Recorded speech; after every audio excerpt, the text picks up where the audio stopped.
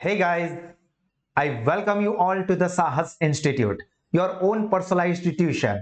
दोस्तों आज के सेशन में मैं आपको दिखाने जा रहा हूं the glimpse of supplementary checking system of साहस इंस्टीट्यूट, ताकि आप लोगों को और आपके पेरेंट्स को आइडिया हो कि आप जो भी टेस्ट अटेम्प्ट करते हो वो सारे के सारे टेस्ट हमारे साहस इंस्टीट्यूट की जो बैक ऑफिस टीम है वो कितना माइन्यूटली और प्रॉपरली चेक करती है, ताकि आपको आपकी प्रिपरेशन का सही अंदाजा आ सके। साथ में आपकी कोई भी गलतियां है तो उसको इंप्रूव करने के बारे में भी हम आपको टिप्स दे सके, ताकि आपका जो एग्जाम है उसके लिए आपका लेवल और नॉलेज दोनों ही बहुत ही बढ़िया लेवल पे बन जाए। तो आज के सेशन के अंदर मैं आपको एक और सप्लीमेंट्री चेक करके दिखाने वाला हूं। 29 नवंबर को हमने अकाउंट में जो 2 चैप्टर के टेस्ट कंडक्ट किए थे उसमें से हमारा 7th नंबर का चैप्टर, जिसमें से मैंने पास्ट ईयर जितने भी बोर्ड के पेपर्स हुए हैं उन सब का मिला के ये एक एक्सीलेंट पेपर डिजाइन किया था और आप लोगों ने इसको सबमिट करवाया है। तो इसी का सॉल्यूशन मैं आपको पूरा दिखाता हूं, एक स्टूडेंट की सप्लीमेंट्री चेक करते हैं ताकि आइडिया आ जाए। तो इस वक्त मेरे पास ये जो सप्लीमेंट्री है वो है वैभवी जोशी की। तो हाय वैभवी, 66 मार्क्स का ये पूरा बड़ा पेपर है। पूरा सॉल्यूशन मैं आपको चेक करके दिखाता हूं। आप आपकी मिस्टेक कोई भी हो तो उसको ऑब्जर्व करना और बाकी सारे स्टूडेंट्स को भी पता चलना चाहिए कि पेपर पूरा किस तरह से लिखना है। ठीक है, चलिए सबसे पहली गलती वैभवी, मैंने आपको बोला था कि पहला पेज पूरा ब्लैंक रखना, मुझे वहां पे अगर कुछ भी रिमार्क लिखनी है, नोट्स लिखनी है तो मैं लिख सकूं, पर आपने यहीं से अपना पूरा सॉल्यूशन शुरू कर दिया है। तो नेक्स्ट टेस्ट में ध्यान रखना कि उसी पेज से लिखना मत शुरू करना, नेक्स्ट पेज से अपना सॉल्यूशन लिखना। चलिए सबसे पहला क्वेश्चन जो कि डिसोल्यूशन एक्सपेंस सबसे पहले पे किए जाते हैं, बिल्कुल सही। सेकंड में भी वही है। Then third capital account of partner, बिल्कुल सही। डिसोल्यूशन की 2 मेथड्स है, again right. Partners capital account में ट्रांसफर होता है और ये जो कैलकुलेशन करके अमाउंट आपने लिखी है 2500, सभी क्वेश्चन 6 के 6 एमसीक्यू राइट है। तो यहाँ पे आपके एमसीक्यू में 6 मार्क्स होता है। यहाँ पे मैं लिख देता हूं सेक्शन ए में आपके 6 मार्क्स है। चेक करते हैं सेक्शन बी में आपने क्या लिखा है, जिसके अंदर वीएसक्यू है 6।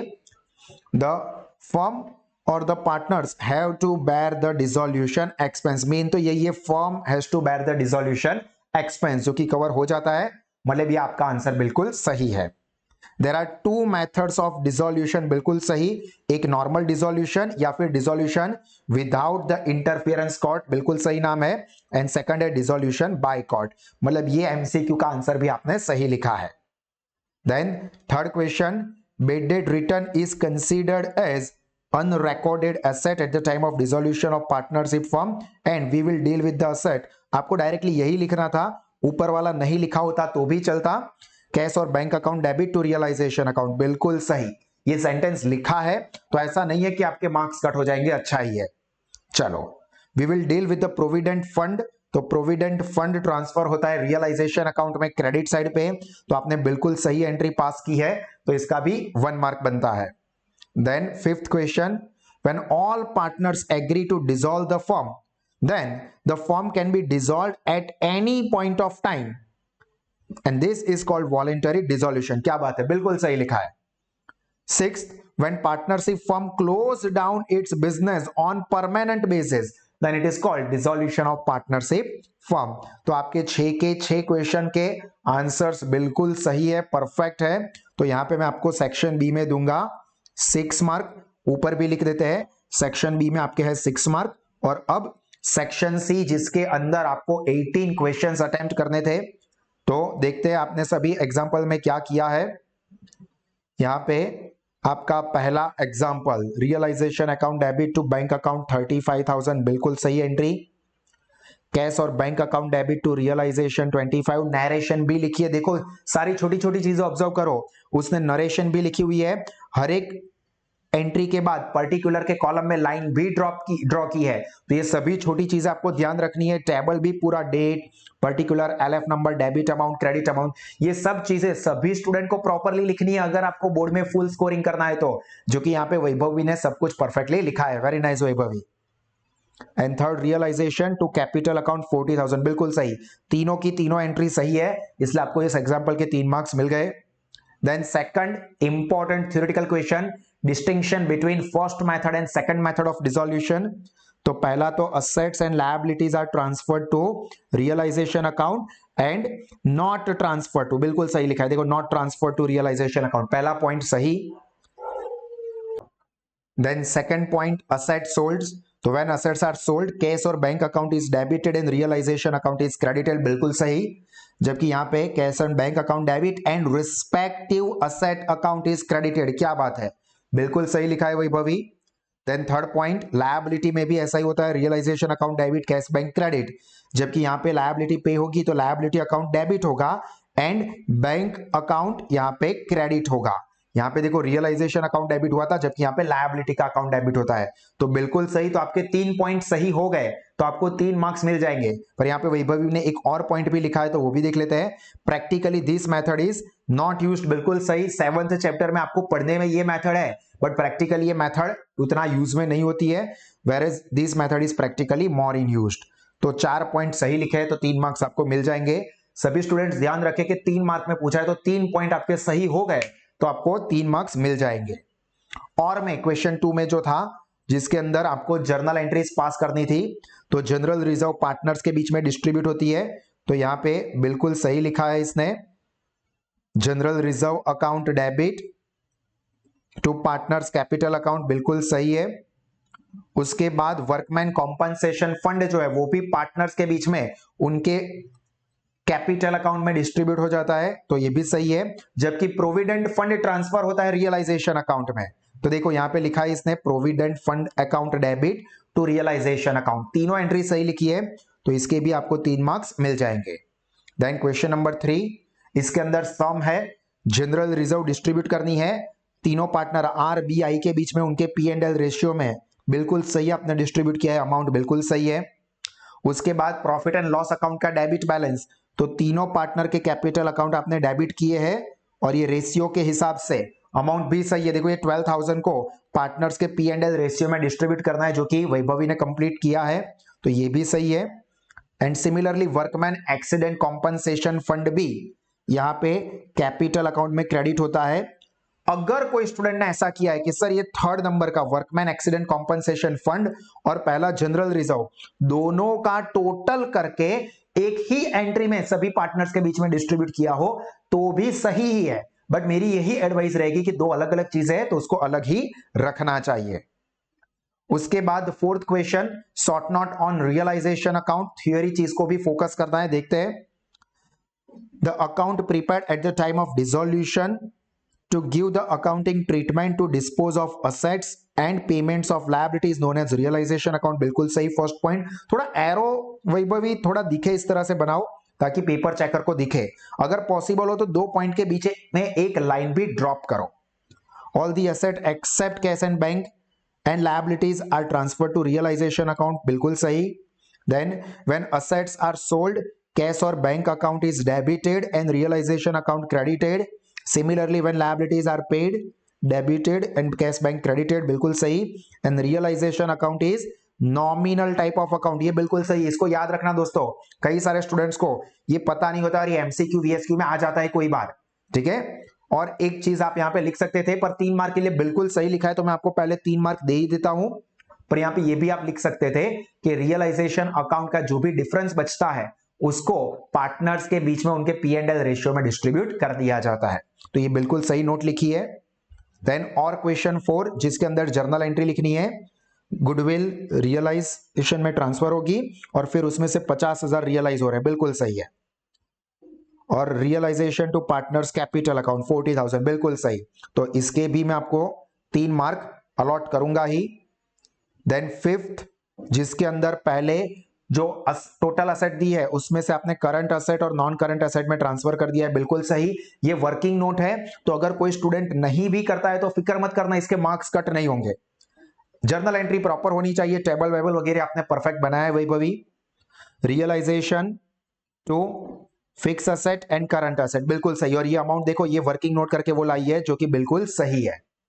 और उसके बाद उसको सेल करने से पैसे मिले तो कैश और बैंक अकाउंट डेबिट, अमाउंट सही है। टू रियलाइजेशन नरेशन भी लिखी है, बिल्कुल सही, दोनों एंट्री सही है, 3 marks booked, good good going. उसके बाद एक important theory question, difference dissolution of partnership and partnership form. तो partnership change in partnership due to any reason, चाहे वो एडमिशन हो, रिटायरमेंट हो, डेथ हो, कुछ भी हो, सही है। When firm ends it's business on permanent basis, बिल्कुल सही लिखा है, तो ये फर्स्ट पॉइंट सही। यहाँ पे रिवैल्यूएशन अकाउंट बनता है डिसोल्यूशन ऑफ पार्टनरशिप में, जबकि पार्टनरशिप फर्म के यहाँ पे रियलाइजेशन अकाउंट बनेगा, बिल्कुल सही। Firm remains into existence, firm ceases का मतलब होता है दोस्तों एंड, तो ये बिल्कुल सही है। और भी लिखना चाहते हैं तो लिख सकते हैं कि बुक्स ऑफ अकाउंट्स यहाँ पे ओपन रहते हैं या कंटिन्यू रहते हैं, जबकि यहाँ पे क्लोज कर दिए जाते हैं, ठीक है। बट ये इंपॉर्टेंट नहीं है, 3 हो गए इसके, तो 3 मार्क्स मिल जाएंगे, डोंट वरी। इसके बाद और क्वेश्चन 6 वाला, जहां पे है पहला investment fluctuation fund to partners capital, बिल्कुल सही। अमाउंट तो यहाँ पे है ही नहीं, सिर्फ एंट्री लिखनी है।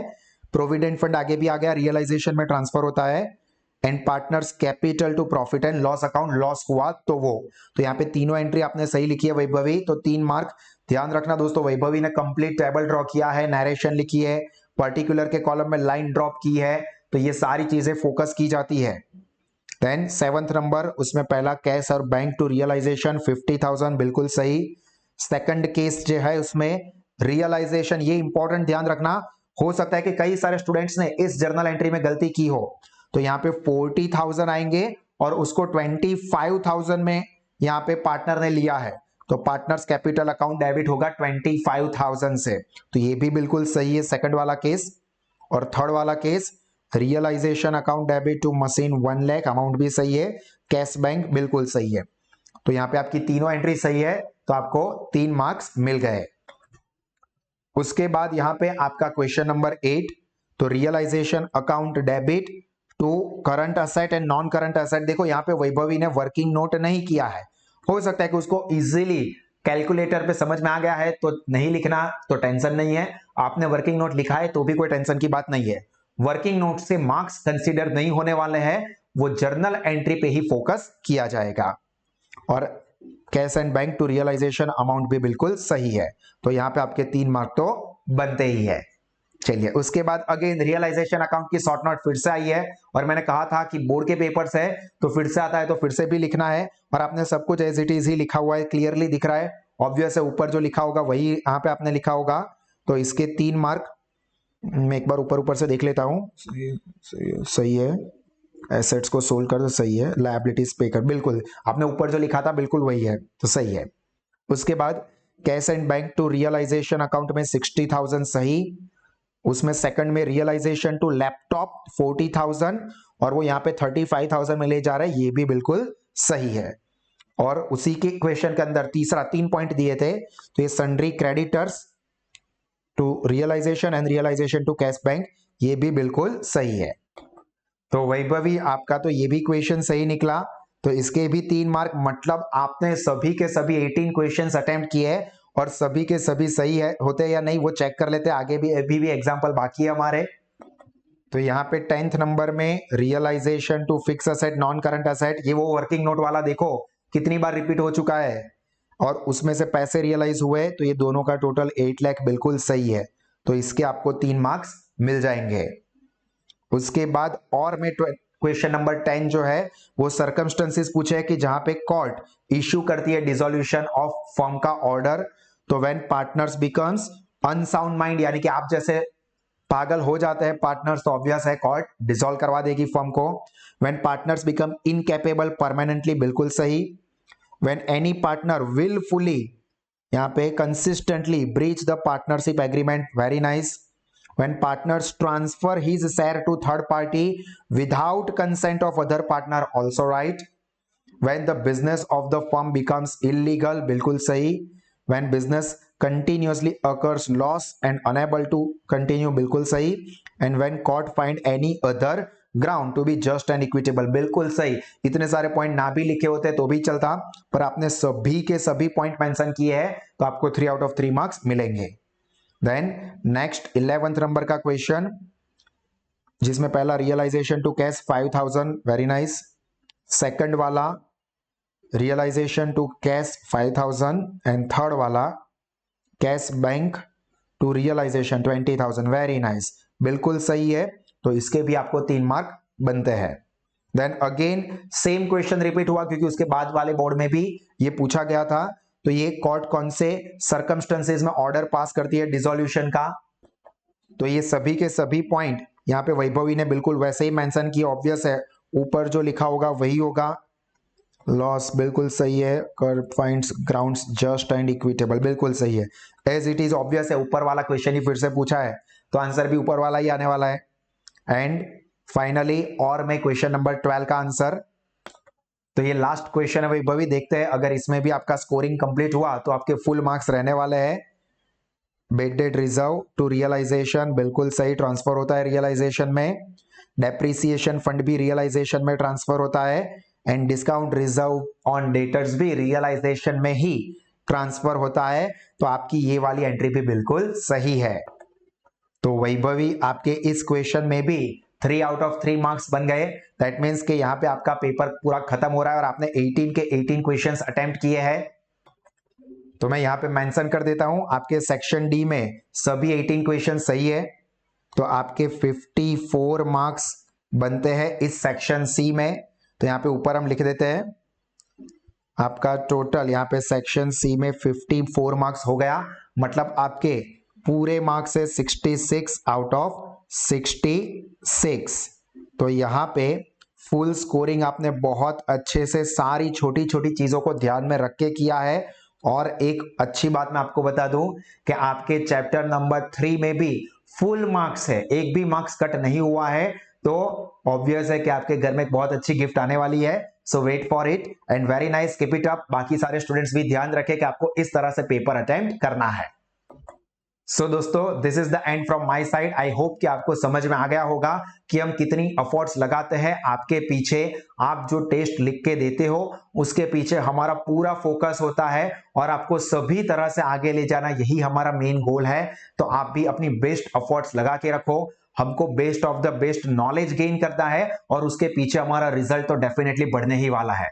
और एक्सीलेंट एजुकेशन लोएस्ट फीस पे अवेल करने के लिए अपने सारे दोस्तों को सजेस्ट करो कि वो गूगल प्ले स्टोर पे जाके सास स्मार्ट स्टडीज एप्लीकेशन को डाउनलोड करें, जहां पे लोएस्ट फीस पे आपको highest personalised high tech conceptual education मिलता है for the all the courses of commerce stream. तो उसको अवेल कीजिए और अपना नॉलेज और रिजल्ट दोनों बढ़ाइए। And always believe that you are intelligent, just work smart and achieve more result with SAS institute of commerce. God bless you all.